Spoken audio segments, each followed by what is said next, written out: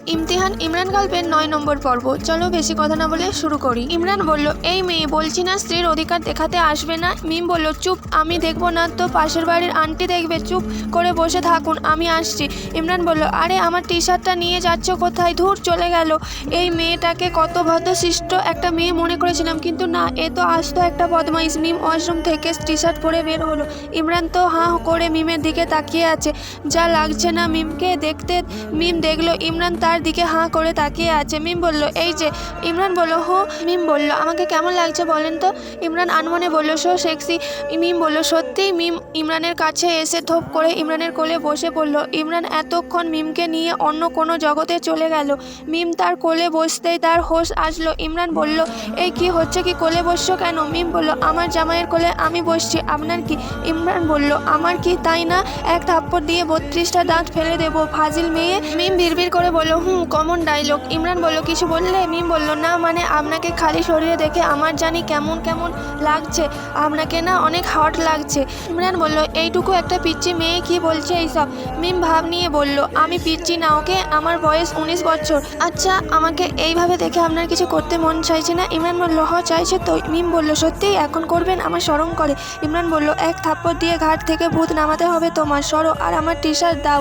মিম বলল, না, দেবো না। আজ থেকে প্রতিদিন আমি আপনার টি শার্ট খুলে নিজের গায়ে দেব এবং আপনি খালি শরীরে থাকবেন। আমি আপনার উষ্ণ খালি বুকে মাথা দিয়ে ঘুমাবো। ইমরান ভাব নিয়ে বলল, ইম্পসিবল, কোনো দিনও না। মিম ভ্যাঁ ভ্যাঁ করে কাঁদছে আর আম্মা বলে।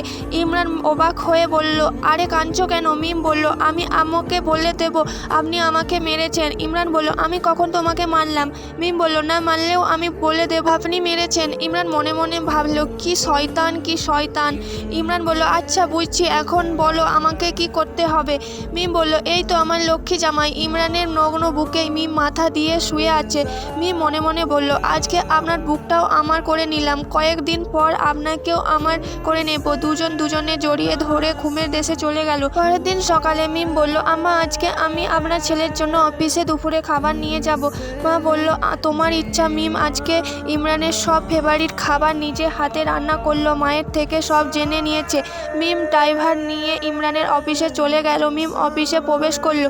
মিমকে অফিসে কেউই চিনে না, এমনকি তাদের বস ইমরান চৌধুরী যে বিয়ে করেছে সেটাও অফিসের কেউ জানে না। মিম ভাবলো, আমি তো ওনার কেবিন চিনি না, কাকে জিজ্ঞেস করি? মিম একটা মেয়েকে ডাক দিল। মিম বলল, আপনাদের স্যারের কেবিনটা কোন দিকে? মেয়েটি বলল, আপনি কে? মিম বলল, আমি ওনার জন্য খাবার এনেছি। মেয়েটি বলল, ও আচ্ছা, আমি স্যারের থেকে পারমিশন নিয়ে আসি। মিম কেবিনে গিয়ে দেখে একটা মেয়ে ইমরানকে জড়িয়ে ধরে আছে।